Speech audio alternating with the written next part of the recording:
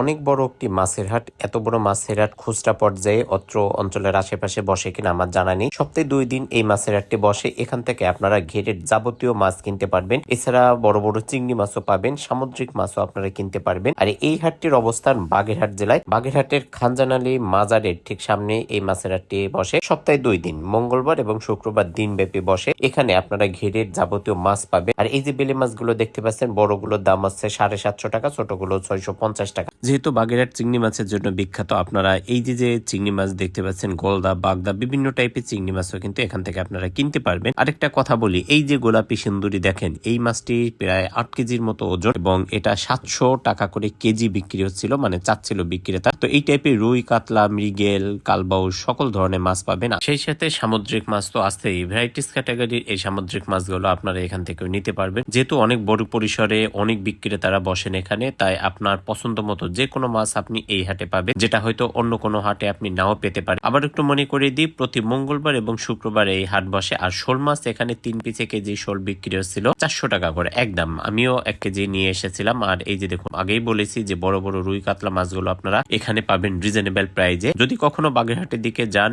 এই 2 দিনে, তাহলে আপনারা ঘুরে আসতে পারেন বাগেরহাটের খানজানালী মাজারের যে বড় হাট সেখান থেকে। আর বড় পরিসরে কিন্তু সবজির হাটও আছে। যেহেতু মঙ্গলবার, শুক্রবার, হাটবার অনেক ভিড় হয় এখানে, তাই হাতে সময় নিয়ে অবশ্যই ঘুরে ফিরে প্রয়োজনীয় কেনাকাটা করতে পারেন।